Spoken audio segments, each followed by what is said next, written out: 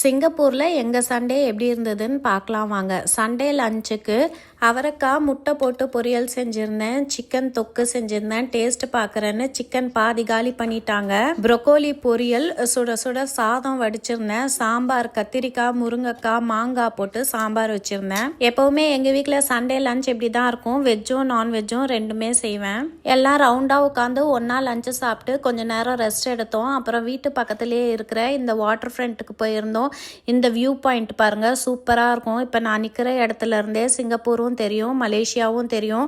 ரெண்டு நாடையும் ஒரே இடத்துல இருந்து பார்க்கலாம். இந்த இடத்த பற்றின வீடியோ நான் இன்ஸ்டாகிராம் ரீல்ஸில் போடுறேன். நீங்கள் என்ன சுபா விலாக்ஸ் _SGன்னு இன்ஸ்டா பேஜ்லேயும் ஃபாலோ பண்ணி வச்சுக்கோங்க. அவ்வளோ சூப்பராக இருக்கும் இந்த இடம். என் பொண்ணுங்க 2 பேரும் இப்போ ஹையர் கிளாஸ் படிக்கிறதுனால வீக்கில் படிக்கணும், கொஸ்டின் பேப்பர் பண்ணணும். நாங்கள் அவங்கள வீக்கில் விட்டுட்டு நானும் என் ஹஸ்பண்டும் கொஞ்சம் நேரம் இங்கே வாக்கிங் போய் ஒரு வீடியோ ஃபோட்டோ எல்லாம் எடுத்துட்டு அங்கேருந்து கிளம்பி பக்கத்துலேயே இருக்கிற வேல்யூ டாலர் ஷாப்க்கு போயிருந்தோம். வீட்டுக்கு கிச்சன் க்ளீனிங் ஐட்டம்ஸ் எல்லாம் கொஞ்சம் வாங்க வேண்டியிருந்தது.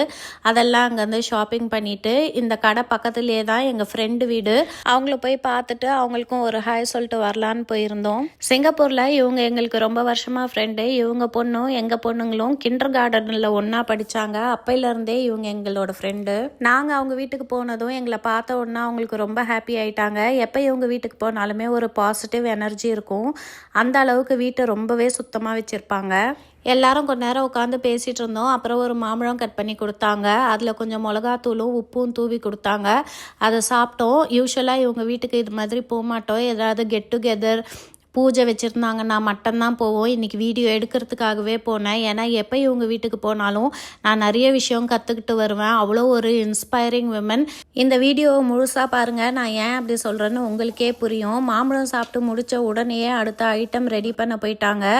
ஆல்ரெடியுமே அவங்க பாஜி ரெடி பண்ணி வச்சுருந்தாங்க. பாவ் பாஜிக்கு சாஃப்டான ஒரு பட்டனை நல்லா பட்டரில் டோஸ்ட் பண்ணி சுட சுட எங்களுக்கு பாவ் பாஜி கொடுத்தாங்க.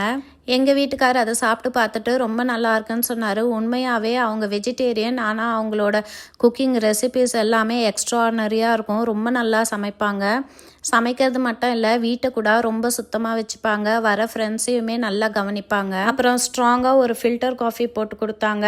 அந்த பால் கொதிக்கிறதுக்குள்ளே அவ்வளோ டிப்ஸ் அண்ட் ஆர்கனைசேஷன் ஐடியாஸ் சொன்னாங்க. பாலாடையை சேர்த்து வச்சு அதை எப்படி யூஸ் பண்ணுவாங்க, அவங்க பாத்திரத்தை எல்லாம் எவ்வளோ அழகாக அடுக்கி அரேஞ்ச் பண்ணி வச்சுருக்காங்க, ஃப்ரிட்ஜ் எவ்வளோ நீட்டாக வச்சுருக்காங்கன்ட்டு இந்த பால் கொதிக்கிறதுக்குள்ளேயே நிறைய சொன்னாங்க. இது எல்லாமே நான் ஒரு ஷார்ட் வீடியோவில் சொல்ல முடியாதுன்றதுனால இதை பார்ட் 2 கண்டினியூவேஷனாக போடுறேன். சுபா விலாக்ஸ் யூடியூப் சேனலை சப்ஸ்கிரைப் பண்ணி வச்சுக்கோங்க. பாய்.